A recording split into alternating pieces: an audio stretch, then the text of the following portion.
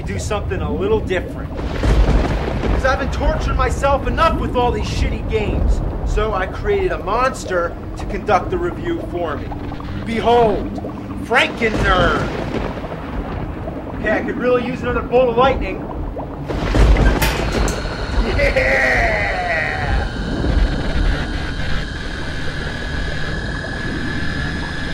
It's alive! It's alive!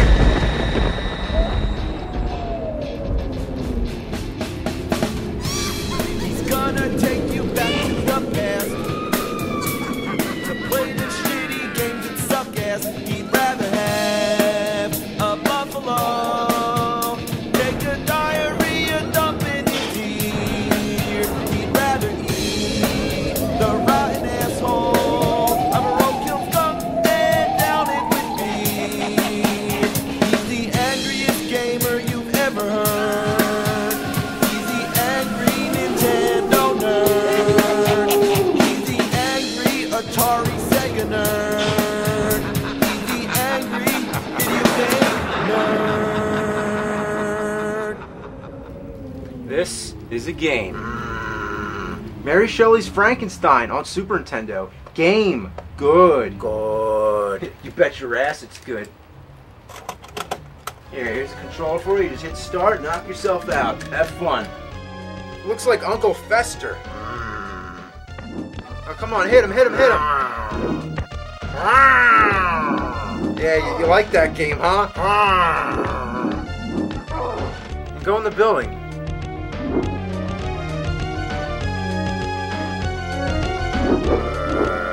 What's the point of going in the doors? Little shortcuts? Yeah, get the fire. What was the point of that? You gotta ride the elevator thingy? Like, oh, look, you fell. You gotta get it to come down. Pull the ropes. Come on, where are you going? Like, what are you doing? I don't know where you're supposed to go.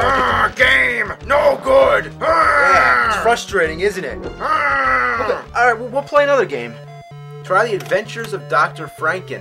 This one should be easy for you. Check it out. Frankenstein's got sunglasses. Yeah, they're trying to make him hip for the kids. Frankenstein's cool. Well, actually, since the game's called The Adventures of Dr. Franken, I would assume that you play as the doctor. So why are you the monster? Dr. Franken? What's that, a Hadouken? The Sonic Boom and the Flash Kick? Wow, this game's another Street Fighter wannabe. Here you go, go in the door. What's wrong? You're pushing the buttons? Oh, are you like hitting every button? You pushing up, pushing down?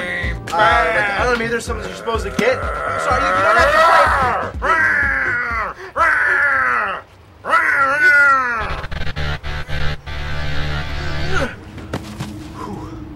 Biggest mistake Dr. Frankenstein made. If you're gonna make a monster, you better be able to shut it down.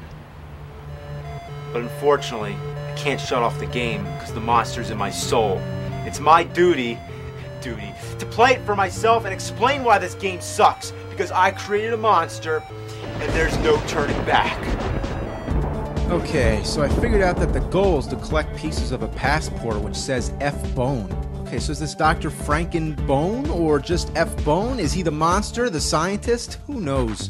The control is ass, but it's that certain kind of assness that's hard to explain. It's like if you push one button, it attacks behind, like if there's somebody behind your back, but if you hit the other button, it attacks in the front. So it takes a lot of time to get used to figuring out which direction you need to be facing to use each attack.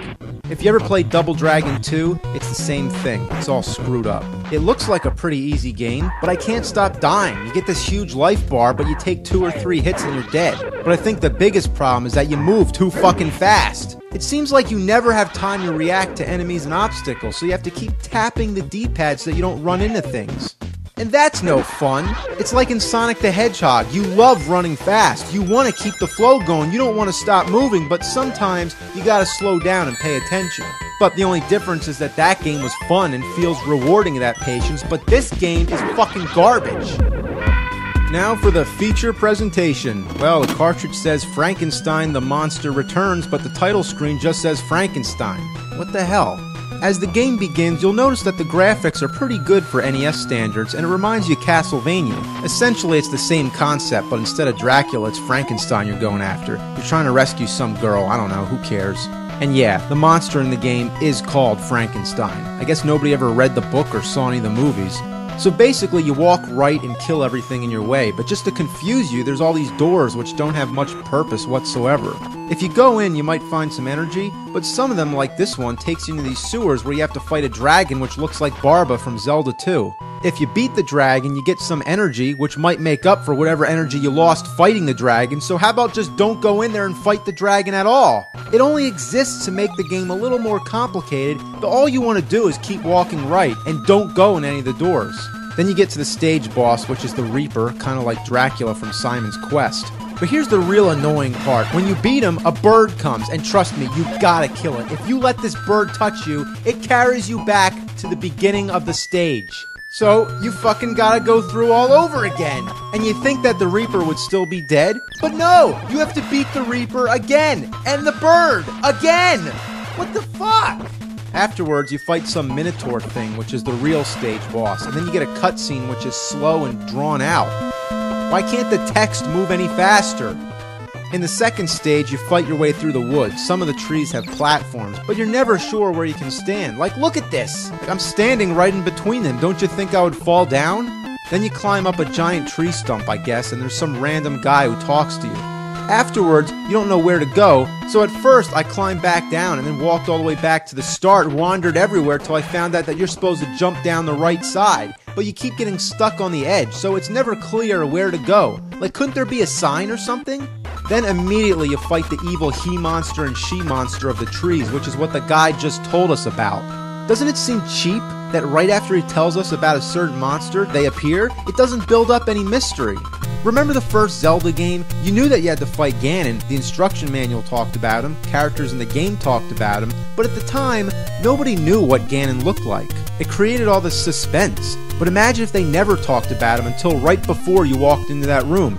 It's like, oh, there's this monster you gotta fight. Oh, there's the monster, fight him! Then you come to this swamp where you have to hop on lily pads, but there's barely enough space to jump from one pad to the next. If you miss, you have to fight a merman underwater. You can't swim back up. The only way to get out is to beat the merman, but there's no real strategy, so you just keep attacking him and praying not to get hit.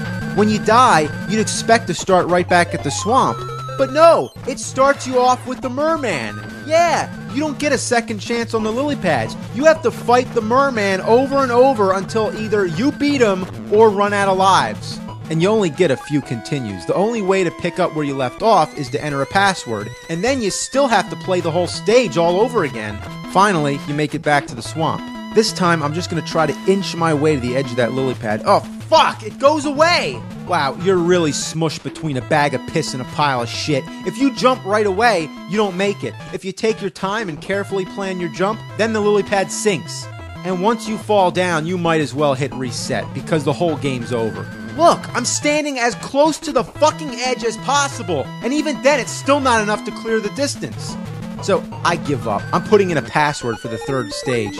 Here, you get this pretty cool graveyard scene. The tombstones attack you. I think they were really running out of ideas here. Then I'm going through this castle, and the enemies are too hard to kill, so I find myself running past them just to get ahead. But that's not the mark of a good game, is it? Because doesn't it mean that you're not enjoying the game if all you want to do is bypass everything so you can get the game over as quick as possible? Then you gotta fight a floating red skull that calls itself the Gatekeeper. What's the hand's name? The Keymaster? Then you fight Dark Warrior. Ooh, scary name. How about Death Guy or Mr. Kill? Stage 4 is the final stage. Yeah, they chose to keep the game as short as possible, yet as annoying as possible. This place is all fucked up. There's all these weird faces in the background. Like, where are you supposed to be? Inside Satan's asshole? Then you start fighting all the classic monsters. First it's the Wolfman, but here he's called the Man-Wolf.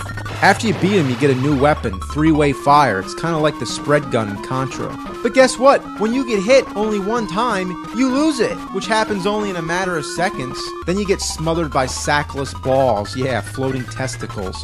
Then you fight Dracula. Yeah, Dracula's in this game. His arm looks all cockeyed. Looks like a dick, like his hand is a dickhead.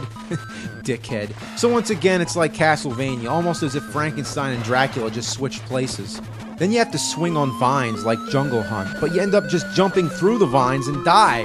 So now, just to try again, I gotta type in the fucking password. It's so tedious. I mean, it's not the longest password I've ever seen, but it's still longer than necessary. But unlike most passwords, if you move the D-pads to the sides, it doesn't move your cursor over to the other side. So say your cursor's on the letter K and you need to move to J. In most games, all you need to do is move the cursor left and it will show up on J. But here, you can't do that. You have to move the fucking cursor all the way to the J.